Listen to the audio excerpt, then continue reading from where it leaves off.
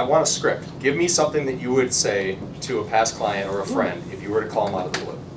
I do like putting you on the spot here, but Yeah. I do a 90-second referral script, and I'm on my way to showings, or if I'm on my way to showings, I will call them when I know they're working and be like, hey, Lissa, I know you're at work. Do you have 90 seconds? Yeah. Well, this is going to be quick, but you know I have a goal of helping 25 families this year. I've been at Pemberton Real Estate for a year.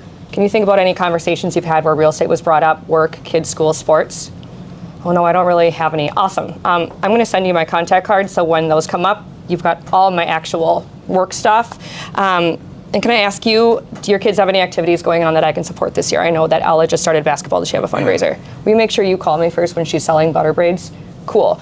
And if they say yes, then teach them how to refer and get in touch with that person. Is it okay if I call you like in a couple months and ask the same questions?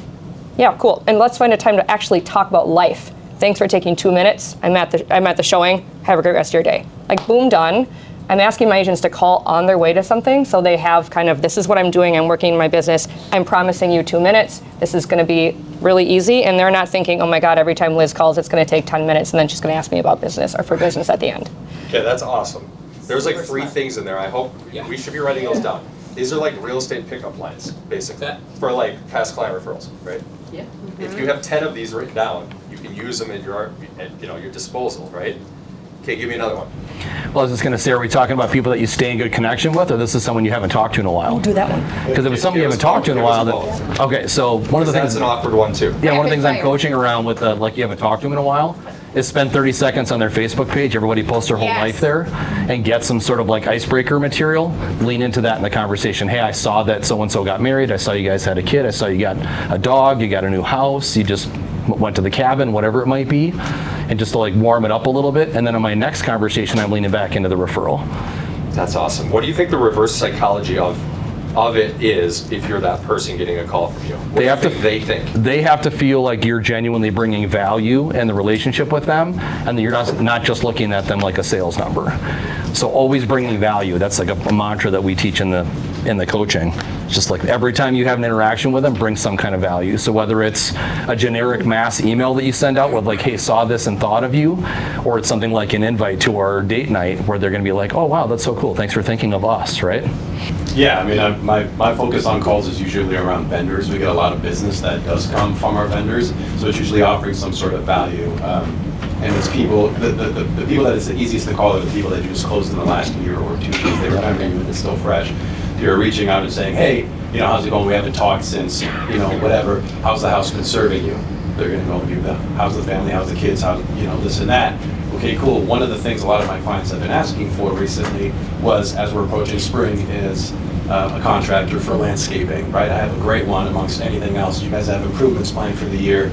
And then you start understanding what are the things that they have going on, what are their plans for the house, right? So it's a little less direct version, but I'm always going to end, as you know, I'm always trying to be of value to the people that I know, and I'm trying to find out who do I need to know in order to continue to add that value. So what friends, family, and neighbors do you know who would benefit from having these types of connections and these types of conversations? That's so good. Ford. Or Ford. Ford. What is Ford? I was just going to say the Ford All right, what does Ford mean? Yeah, so family. All of my coaching people better know this. Recreation, and then dreams. Keller Williams. Yeah. Sport. So for me, those are like the easiest calls, and I may or may not ask for business on these calls. It's just like connection calls and maintaining that relationship so that when they do sell, they're going to work with me and then buy with me. But if you ask about their family, it can lead to like, oh, we're having another baby. And then it's like, oh, you're in a 2-bedroom house, Right. And that just naturally leads to a conversation about real estate. So. I think the key is to have some sort of have a game plan going into it. I think that's the key. It doesn't. It's actually not super important where you start, or there's not this golden script. It's just having an idea of what you're going to say going into it, and just do it and practice. And they are not laying in bed at night thinking, oh my gosh, I hope Liz Gus doesn't call me. And we are laying in bed at night thinking, I got to make 10 referral calls today. But they are not, I promise you. You can also newsjack. You can use something in the news that's relevant. So, like for right now, That's what it's called. Right now, what do we know? Rates are at a 3-year low, right? Other than today, they spiked a little bit, but just forget about that.